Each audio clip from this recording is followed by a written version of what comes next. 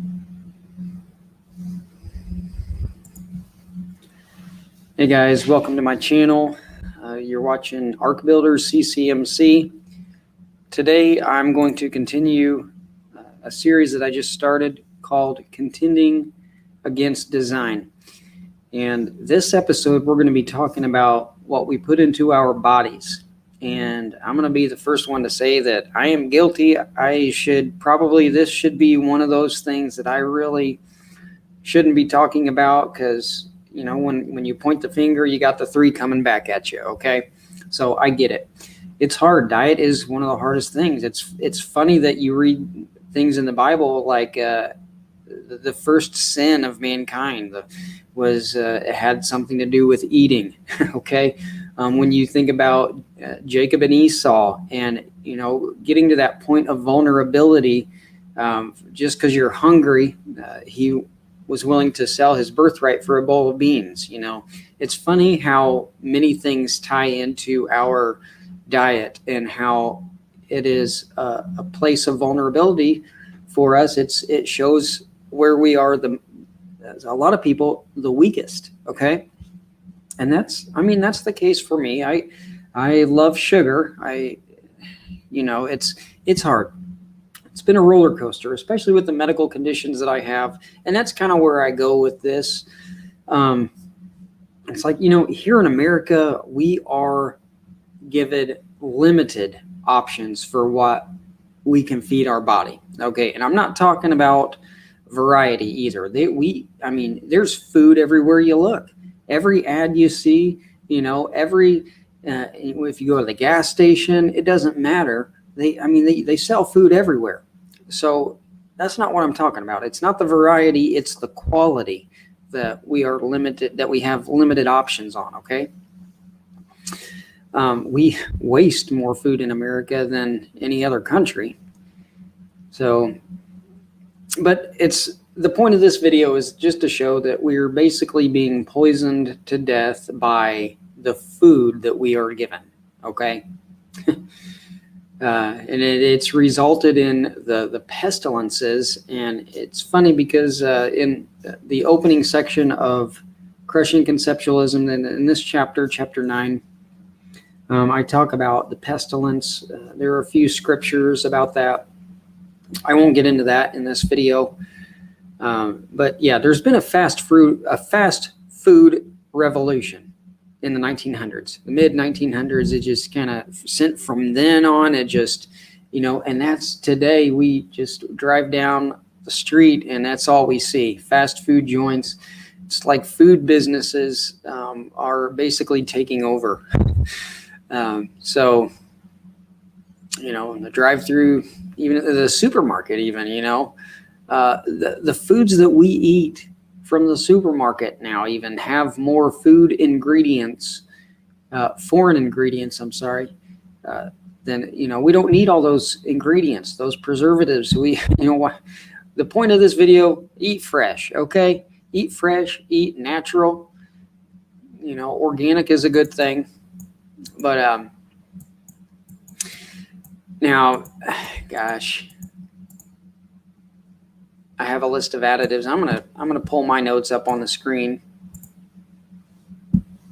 just to show you the additives.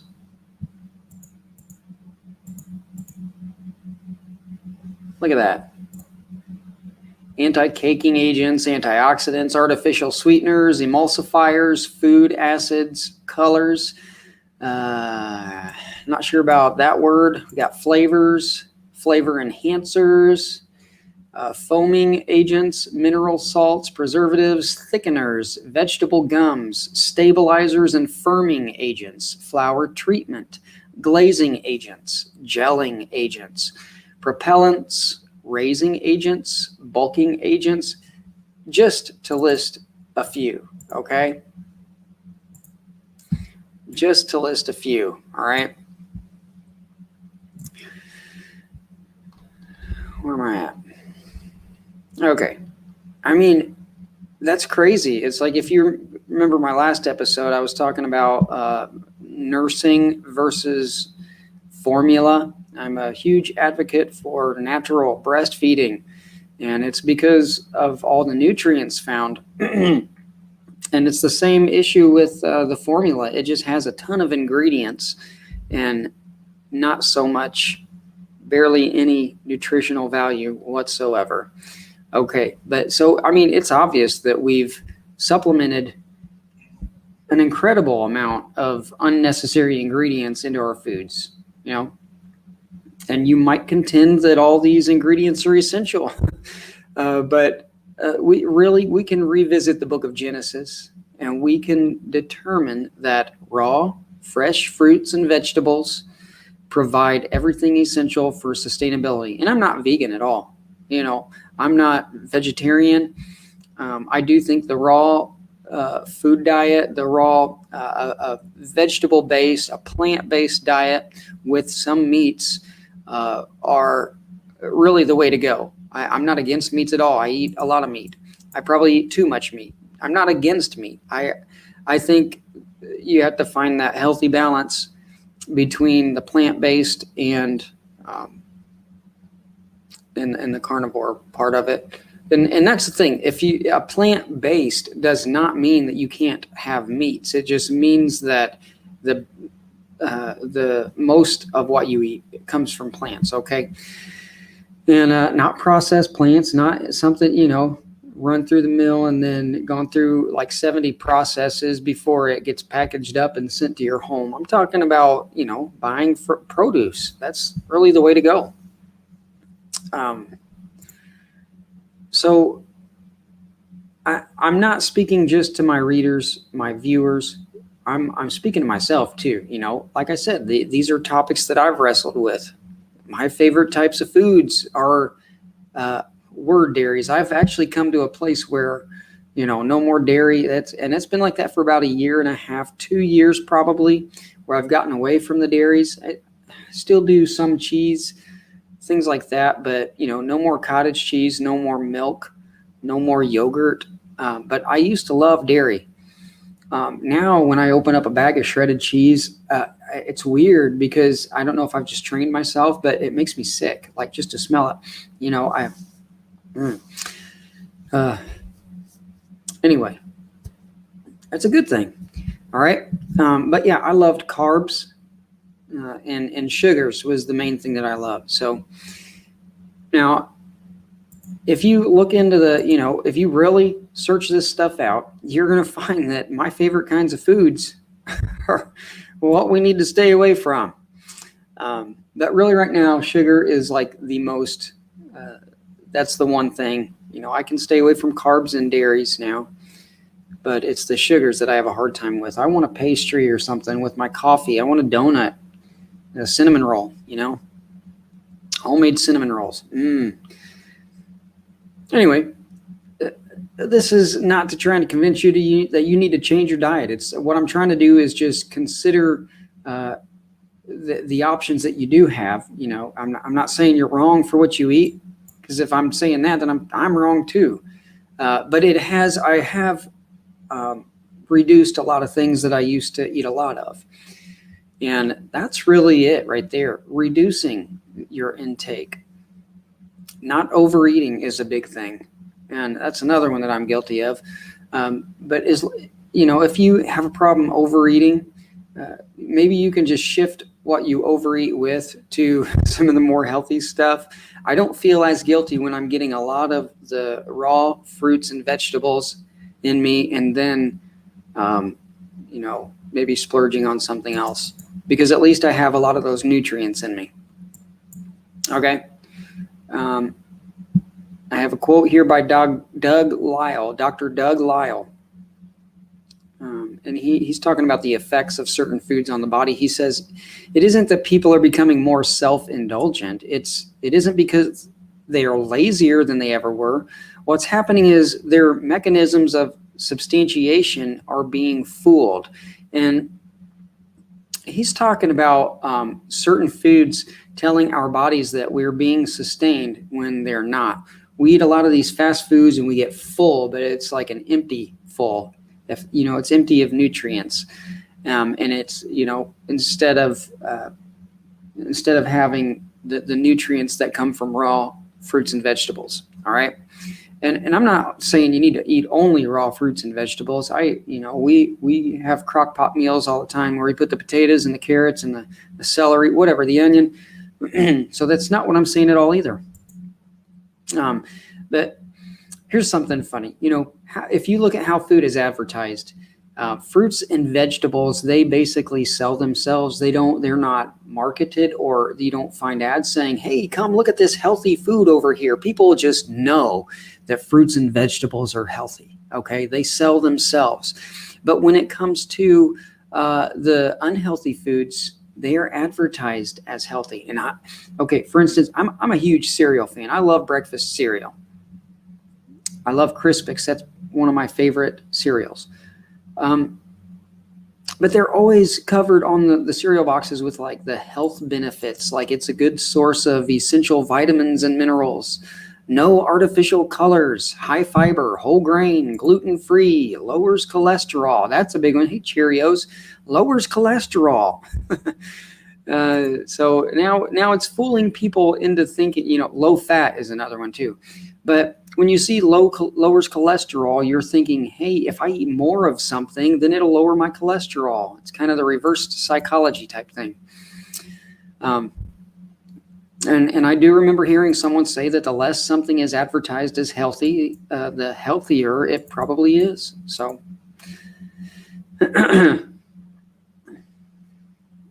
now, if you're aware of how the ingredients lists on like cereal boxes or anything, how they're itemized, they're listed according to volume. So like on a box of cereal, it'll say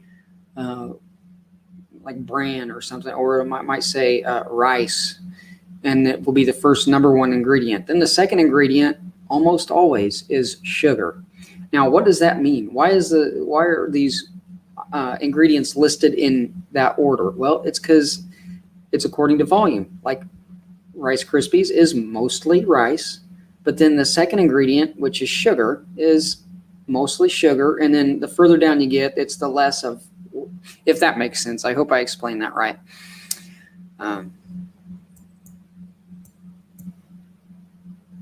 Okay, one doctor said, Dr. Robert Lustig, he says there are 600,000 food items in America sold in the grocery stores, and 80% of them have added sugar. Okay.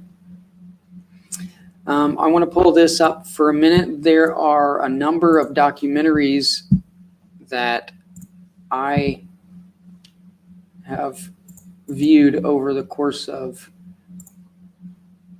let's get them in there. Okay. Cowspiracy, Fed Up, Food Inc. Food Inc. is, that's huge right there. Food Choices, Food Matters, Forks Over Knives, Fat, Sick, and Nearly Dead. And he has a second part of that. That one was good for me because he got off the medicine by juicing. And he took some of the same medicines that I took. And now I'm off the steroids now. But okay, here's another one. GMO, OMG. I thought that was a clever title for a documentary. Hungry for Change. Vegucated is a good one. And What the Health. Okay. So, and at the time that I wrote this, I did not include one very essential documentary that you have to watch. It is essential to your knowledge, I guess. I don't know what I'm trying to say here. Arnold Schwarzenegger. It's The Game Changers. The Game Changers was a big one. And I think I watched that, excuse me, it was probably the following month that I published my book. So that one didn't make the cut just because he was too late. I would have added that to this list, though. The Game Changers was a good one. It's more about like plant-based diets. But like I said, this list doesn't include everything that I would recommend, but I would definitely check out some of those documentaries.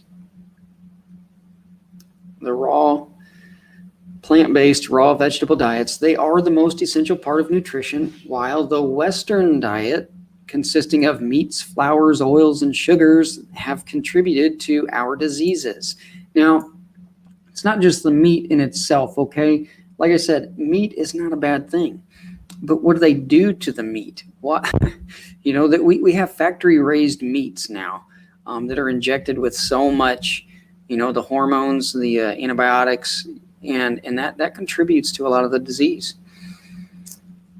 Prepackaged foods, butters, fried foods, high-fat dairy products, eggs, refined grains, potatoes, corn, high fructose corn syrup, and high sugar drinks.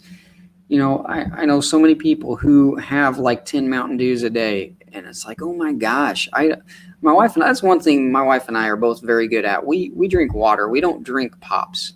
I can't remember the last pop that I had, and because it's just not something we bring into our house. It's my son and my daughter, they drink water too. We are just water drinkers. We don't drink dairy milk. Okay, we drink oat milk. That's one thing that I would recommend everybody switch over to. Get the dairy milk out of your house. Okay.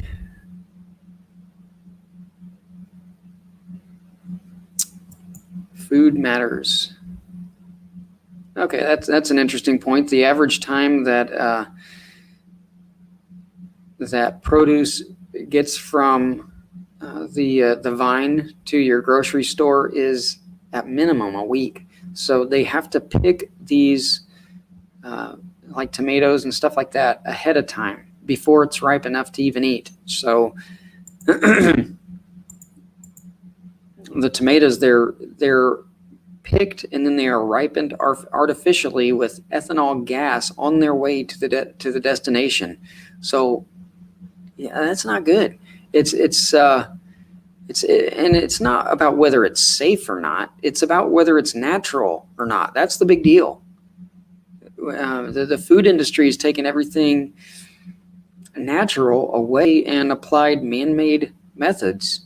So, we've found ways to compromise pretty much everything that was good about food to begin with. We spray our crops with every kind of pesticide or herbicide, larvicide, fungicide, and we genetically modify anything we can anymore, So, and that's the problem. The natural foods that are being sold in the supermarket, they're altered from their natural state. Yeah, it's good to go organic if you can do that.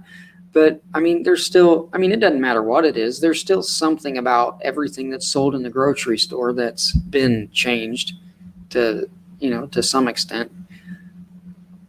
The fertilizers there, and that's, I guess that's why organic is good, because they don't use all of the sprays and things like that in their fields, or they're not supposed to.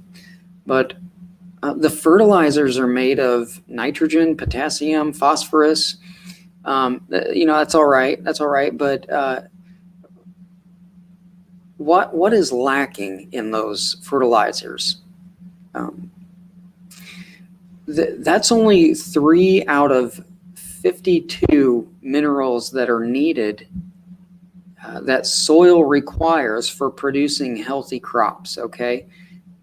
Those are the nitrogen, the potassium, the phosphorus. It's like those are the 3 main things in fertilizer, when really, do you know what the dirt needs? So what's happening is that crops are becoming deficient of nutrients because they've been replaced with chemical compounds and pesticides. All right? And that's what we're ingesting. And it's no secret. We know that pesticides contain toxic ingredients that are linked to cancer. I'm not even going to get into the Roundup thing. Okay. I put a footnote there that I wasn't going to discuss that, but it's something people need to look into. Cancers, they're not just caused by pesticides in our food. The amounts of foreign ingredients in packaged foods contribute to cancer and other chronic diseases, all right?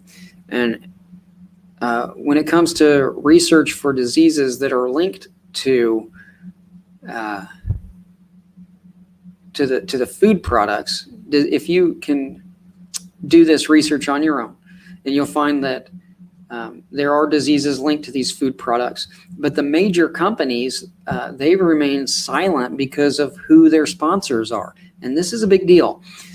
The three most recognized probably organizations that are health promoting is the American Diabetes Association, the American Cancer Society, and the American Heart Association. And all three of these organizations are sponsored by meat and dairy companies whose food is linked to the cause of the diseases. Okay? They're not going to say anything about the food being linked to all these diseases. All right? They're not going to say it because they're getting their money from those food companies who are that contributes to your disease. All right? And that's a big deal, okay? A lot of people don't know how it works, but there are no warnings on foods like we see on like alcohol or tobacco products, you know. And it's because the concept of humanitarianism is a facade, okay? These organizations that I've listed are nothing more than businesses. They're wearing masks. That's all. Okay. They know that consumers are going to experience side effects from the foods made available to the public, but they can't be held accountable because of this Common Sense Consumption Act. And that's basically a silent disclaimer that basically expects the consumer to be aware already of what they should or should not consume. Okay, so it basically removes any liabilities from the organizations. All right.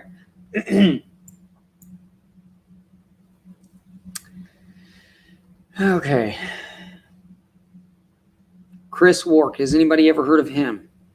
ChrisBeatCancer.com. I follow him on Facebook. I don't see much of his stuff, but he said he was diagnosed with stage 3 colon cancer in 2003. He was 26 years old. He had surgery but refused chemotherapy. He changed his diet and did every alternative therapy that he could find. And by the grace of God, he's alive and kicking and cancer-free.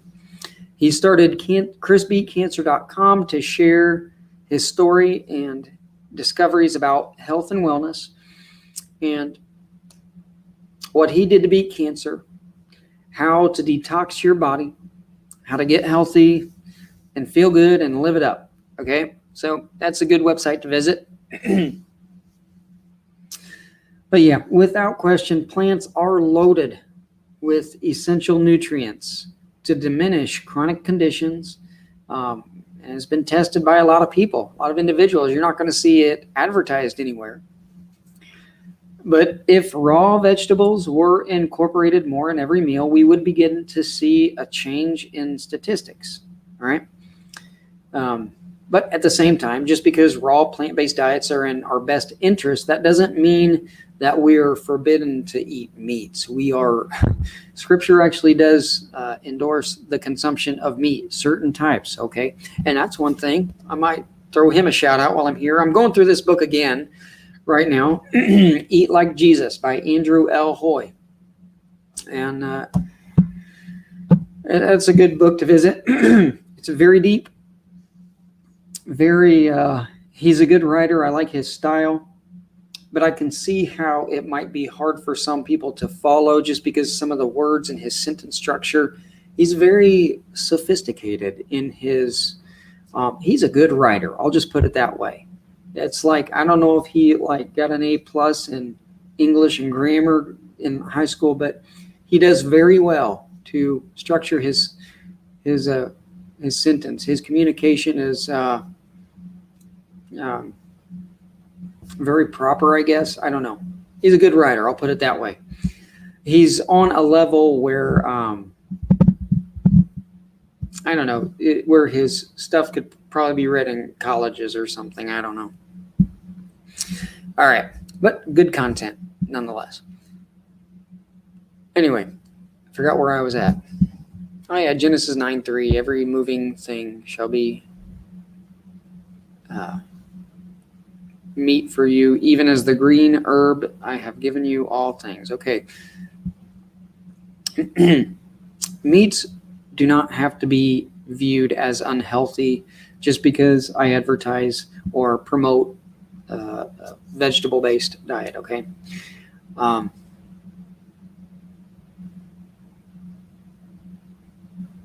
But the Western diet, that's a big deal. It always advertises meat as the main entree of every meal. And so just because of what we're seeing, whether from the commercials, different ads, that's what's available. There's a great emphasis on meat. Like people are getting more than enough. You don't need that much meat. But rather than trying to understand our best options, we base our decisions.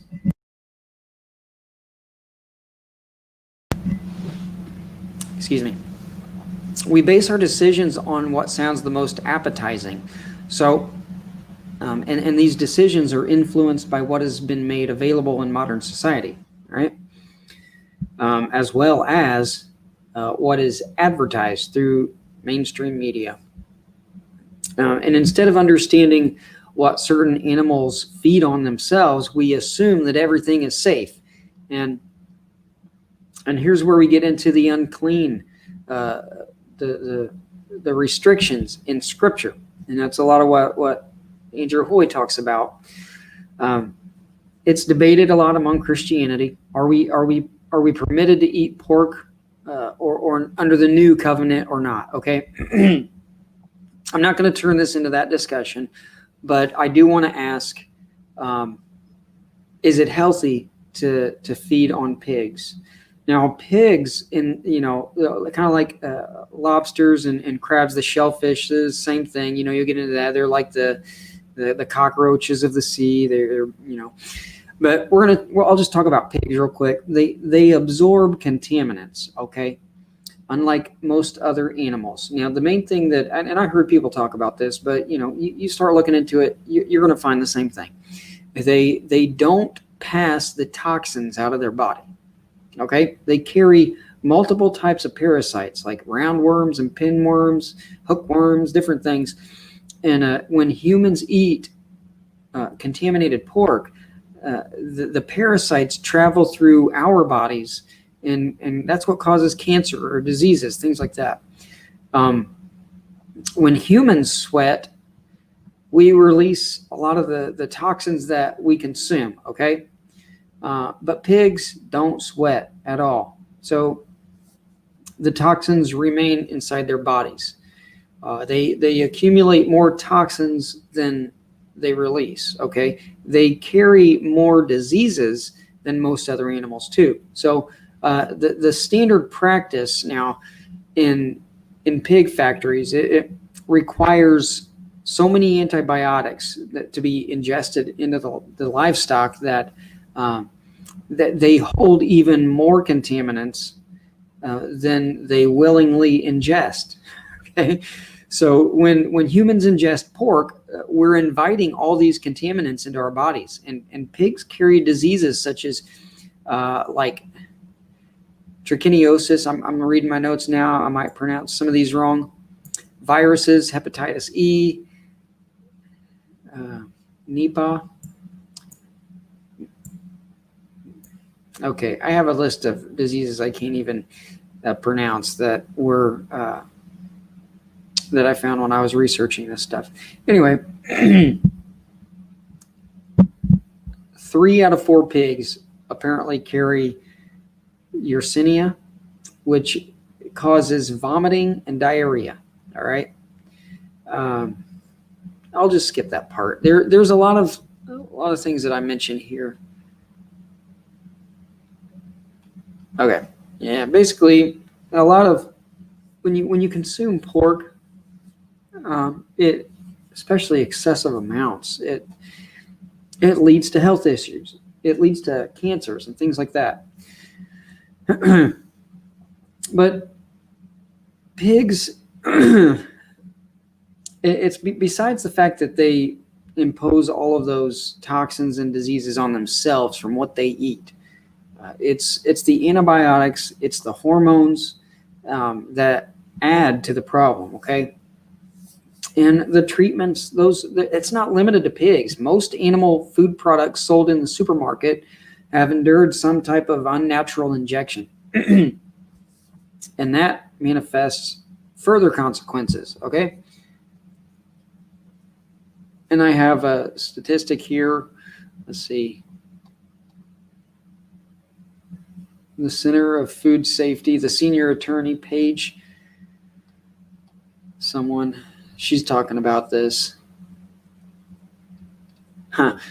Boy, okay, I'll read this real quick. The pharmaceutical industry sells 80% of all the antibiotics. Now, this is going to be big. This is huge because it links the pharmaceutical industry to the food industry, okay?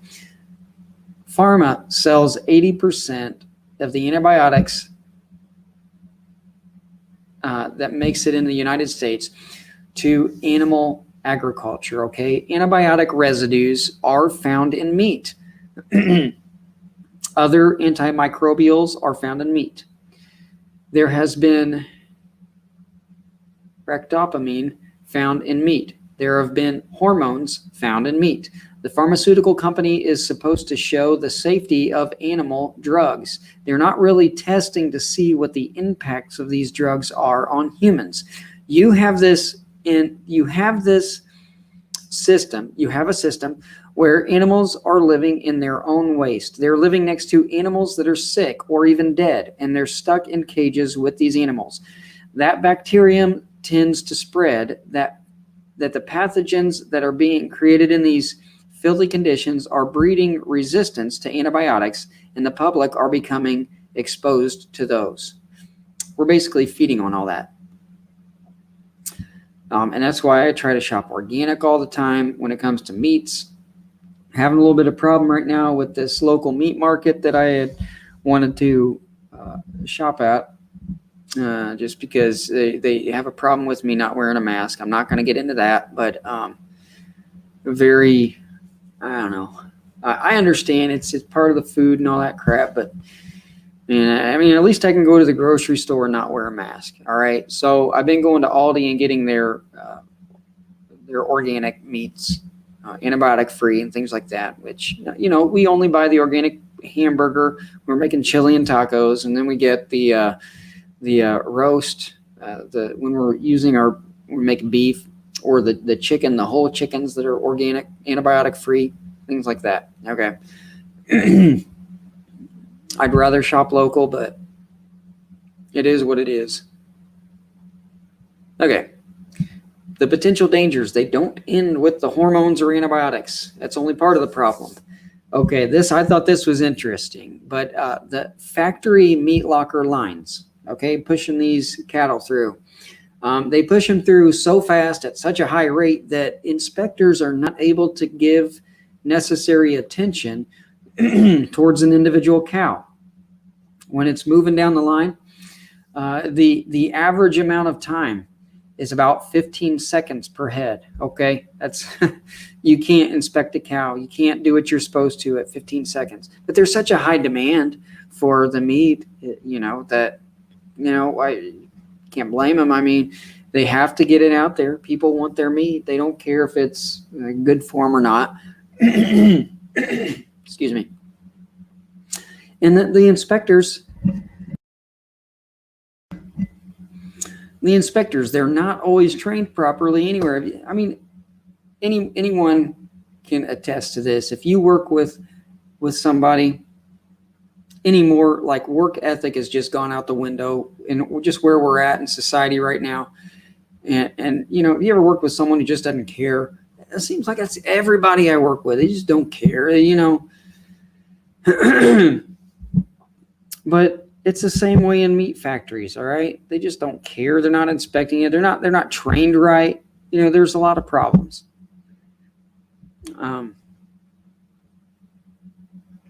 Yeah, this is interesting. I was about 2 years ago. I was scrolling through my news feed, and all of a sudden I see this headline. It says, "Meat grown in labs is the future of foods." Oh my gosh, we're in deal now, and I have in my notes that what I wrote in the book was that we were dealing with an entirely different animal. No pun intended. But seriously, guys, how more artificial can we get? It's like we don't want God's design anymore. We want to do everything our own way. We want to make it better, but it's killing us. Okay. I'm going to try to wrap it up. I go into a few more things about cow's milk, dairy, and all the hormones and all that stuff. The sugar, dairy milk's just cheap to manufacture. Let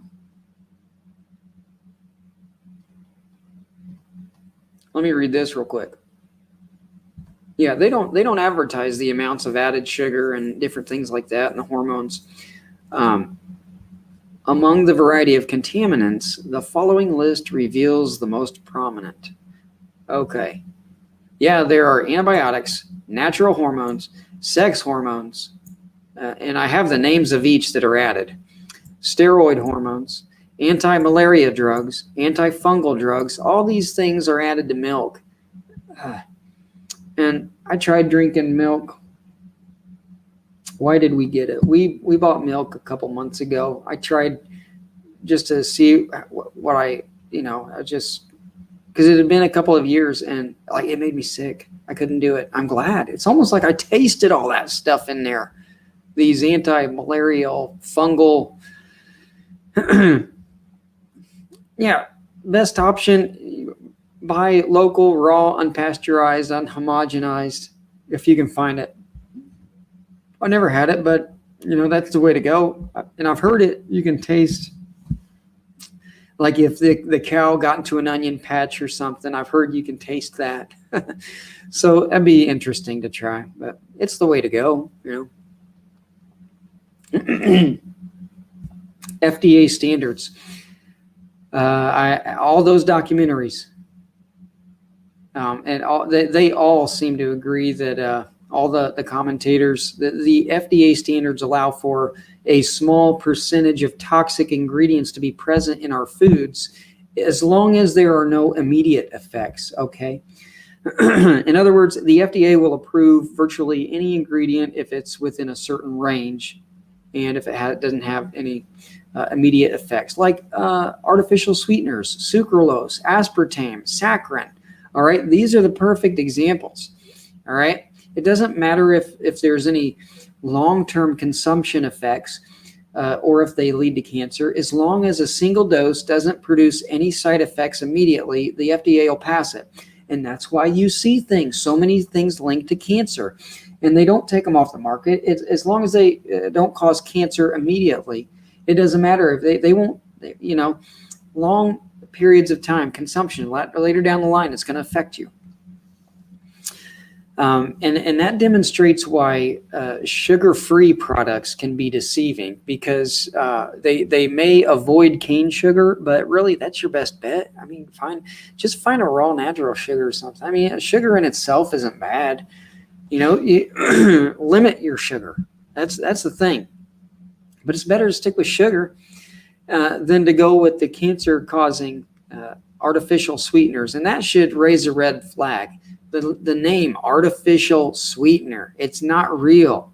Okay, that's why there's no calories, because it's not a real thing. Okay.